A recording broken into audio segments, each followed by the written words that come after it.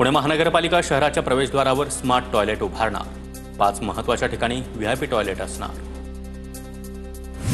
पुणे महापालिका आयुक्त कार्यालयामधील मनसेच्या आंदोलनानंतर सुरक्षा रक्षकांची बदली. सुरक्षा व्यवस्थेमध्ये कसूर केल्याप्रकरणी कारवाई. कोल्हापूरच्या हुपरी परिसरामध्ये 2 ते 3 महिन्याचा अर्भक शेतामध्ये पुरल्याची घटना.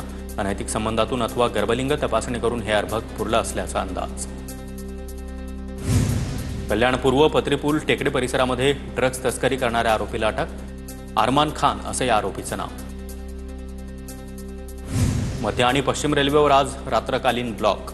पश्चिम रेल्वेवर सांताक्रूज ते माहीम तर मध्य रेल्वेवरील कल्याण, अंबरनाथ आणि बदलापूरमध्ये ब्लॉक असणार. पुण्यामधील फर्ग्युसन रस्त्यावर एका गुंडाकडून गावठी पिस्तूल जप्त. पिस्तूल कमरेला बांधून फिरत असल्याची माहिती मिळाल्यानंतर गुंड ताब्यात. अभिषेक टेंकले असं या गुंडाचं नाव. गणेशोत्सवामध्ये मुंबईहून कोकणात फक्त 6 तासात पोहोचता येणार. मुंबई ते विजयदुर्ग, देवगड आणि सिंधुदुर्ग रोरो सेवा सुरू होणार. बोटीमधून एका वेळी 400 ते 500 जणांना प्रवास करता येणार. मध्य रेल्वेवर टीसींची कमतरता. जागा भरून काढण्यासाठी काही तिकीट क्लार्क कर्मचाऱ्यांना टीसी म्हणून नियुक्त करणार.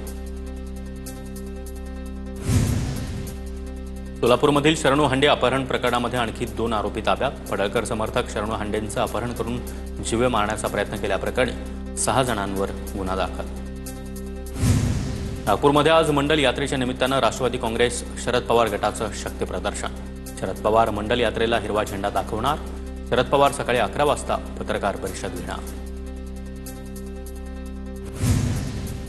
महानगरामध्ये टोमॅटोची 100. आवक थंडावल्यानं मुंबई, दिल्ली, चेन्नई या प्रमुख महानगरांमध्ये किरकोळ बाजारामध्ये टोमॅटोचे दर 70 ते 100 रुपये प्रति किलोवर.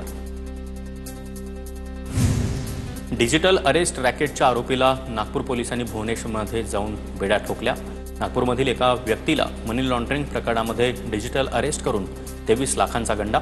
नागपूर सायबर पथकाची कारवाई. नाशिकच्या वडनेर रेंज रोड भागामध्ये घरासमोर खेळणाऱ्या चिमुकल्यावर बिबट्याचा हल्ला. हल्ल्यामध्ये चिमुकला ठार. राखी पौर्णिमेच्या आदल्या दिवशी घडलेल्या घटनेमुळे परिसरामध्ये हळहळ. गोंदियाच्या देवरीमध्ये तलावात तरुणाचा मृतदेह आढळल्यानं खळबळ. मृतदेहाच्या डोळ्याजवळ जखमा असल्यानं घातपाताचा संशय व्यक्त. देवरी पोलिसांकडून संशय व्यक्त करण्यात आला. 11वी प्रवेशासाठी मुदतवाढ. 11 ऑगस्टपर्यंत विद्यार्थ्यांना ओपन टू ऑल अंतर्गत प्रवेश घेता येणार. मुंबई अहमदाबाद बुलेट मार्गावर 3,77,000 ध्वनी अवरोधक बसवण्यात आले. ध्वनी अवरोधक बसवल्यानं बुलेट ट्रेनमुळे होणारं ध्वनी प्रदूषण रोखलं जाणार.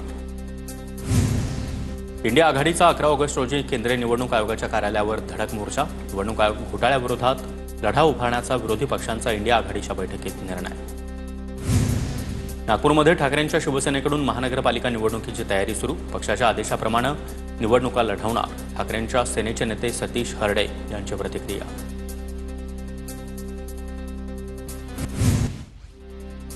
पुण्यामधील फर्ग्युसन रस्त्यावर एका गुंडाकडून गावठी पिस्तूल जप्त. पिस्तूल कमरेला बांधून फिरत असल्याची माहिती मिळाल्यानंतर गुंड ताब्यात. अभिषेक टेंकले असं या गुंडाचं नाव.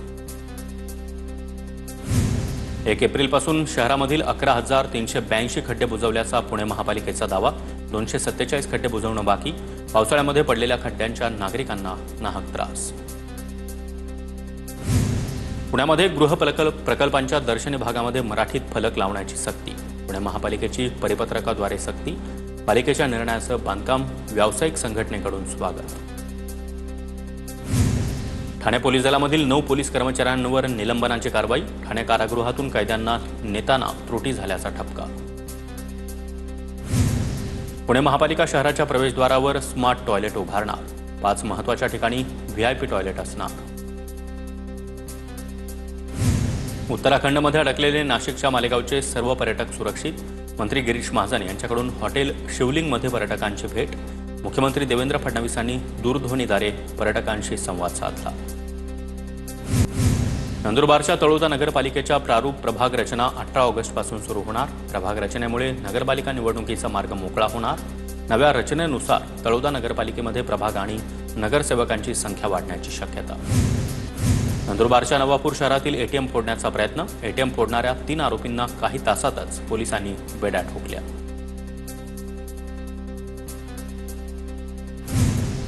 धुळ्याच्या शिरपूर शहरामध्ये रस्त्यावरील 3 झाडांची कत्तल. ग्रीन आर्मी संघटना संतप्त. नगर परिषदेला निवेदन दिलं. नंदुरबारच्या धडगाव तालुक्यातील एकतोड पाड्याच्या पाडली जिल्हा परिषद शाळेची दयनीय अवस्था. शाळेची संपूर्ण इमारत जीर्ण, पत्रे देखील गायब. वारंवार तक्रार करून देखील प्रशासनाचं मात्र दुर्लक्ष.